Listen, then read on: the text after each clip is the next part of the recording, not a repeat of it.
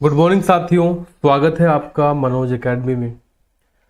तो आज की वीडियो में मैं विस्तार से चर्चा करने वाला हूं सुप्रीम कोर्ट के ऑर्डर की।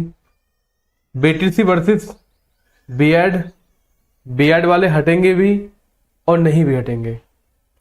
प्राथमिक शिक्षक भर्ती में शामिल होंगे जो आने वाली वैकेंसी है या नहीं होंगे। जो 69,000 शिक्षक भर्ती थी तो उसमें चयनित विद्यार्थी जो जॉब कर रहे हैं उस पर क्या इफेक्ट पड़ेगा, पूरी चर्चा डिटेल में करने वाला हूं। ठीक है, चलिए शुरुआत करते हैं सेशन की। सबसे पहले आप लोगों के दिमाग में आ रहा होगा कि जो बीटीसी वर्सेस बीएड का केस था वो कल फाइनल हो चुका है, क्योंकि दोस्तों क्लियरिफिकेशन मांगा था। अब उसमें यह हुआ था कि बीएड वालों को जो है प्राथमिक स्तर से बाहर कर दिया गया था, लेकिन कुछ बीएड वाले प्राथमिक में वैकेंसी आई थी, उन्होंने फॉर्म भरा था और उसमें लग भी गए थे। कौन कौन से हटेंगे, कौन कौन से नहीं हटेंगे, तो विभिन्न अखबारों के अकॉर्डिंग आप लोग पढ़ सकते हैं कि बीएड शिक्षकों पर सुप्रीम कोर्ट का बड़ा फैसला। अगस्त 2023 के सुप्रीम कोर्ट के फैसले से पहले प्राइमरी शिक्षक के रूप में नियुक्त बीएड डिग्री धारकों को सुप्रीम कोर्ट से बड़ी राहत मिली है। कोर्ट ने कहा है कि उनकी नियुक्ति पर कोई असर नहीं होगा, यानी कि वो नौकरी करते रहेंगे।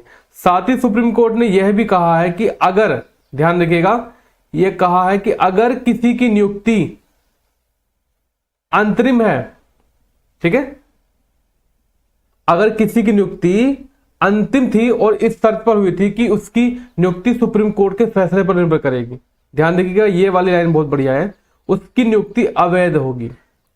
कहने का मतलब ये होगा कि मान लीजिए कोई वैकेंसी आई है, ठीक है, और उसमें ये कहा गया था कि जो सुप्रीम कोर्ट का फैसला आएगा उस पर निर्भर रहेगा कि प्राथमिक में रहेंगे कि नहीं रहेंगे।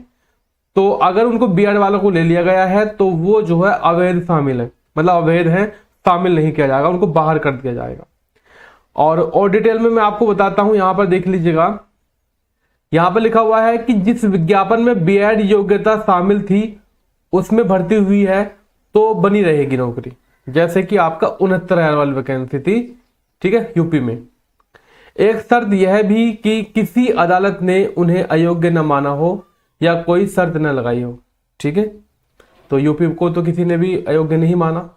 पूर्व में सिर्फ शीर्ष कोर्ट ने प्राथमिक शिक्षक भर्ती के लिए बीटीसी व डीएलएड को माना था योग्य। मध्य प्रदेश सरकार और प्रभावित लोगों ने कोर्ट से आदेश में संशोधन की लगाई थी गुहार। अब यहां पर बात यह है कि जो शिक्षा मित्रों की याचिका थी उस पर कोई विचार नहीं किया गया है। उत्तर प्रदेश माध्यमिक शिक्षा एसोसिएशन ने भी अर्जी दाखिल कर शिक्षा मित्रों को नियमित कियाने की मांग की थी, लेकिन दोस्तों कोर्ट ने सोमवार को उनकी याचिकाओं पर विचार नहीं किया, ठीक है। वकील बार बार जो है मामला उठा जाने के बावजूद उस पर विचार नहीं किया गया दोस्तों, ठीक। तो ये आपकी न्यूज है। अब दोस्तों बात यह है कि मान लीजिएगा एमपी में क्या इफेक्ट पड़ेगा। दोस्तों एमपी में थोड़ा सा क्रिटिकल हो गया मामला, ठीक है। अगर जो वैकेंसी जो है ना सुप्रीम कोर्ट के अधीन थी, इसमें पहले ही कह दिया गया था कि सुप्रीम कोर्ट जो फैसला देगा उसके अकॉर्डिंग चलेंगे, तो वो वैकेंसी अवैध मानी गई है। अब सीधा सीधा ये है कि बात आती है ब्रिज कोर्स की। ब्रिज कोर्स यूपी में ब्रिज कोर्स तो कराया नहीं, तो भैया ब्रिज कोर्स का मामला तो झंझट खत्म ही हो गई। अब ब्रिज कोर्स के कराने की कोई आवश्यकता है नहीं। अब जो 69,000 वैकेंसी में लगे हुए बीएड धारी थे वो परमानेंट हो चुके हैं, उनको मतलब परमानेंट तो थे ही पहले से ही, लेकिन उस पर कोई फर्क नहीं पड़ने वाला।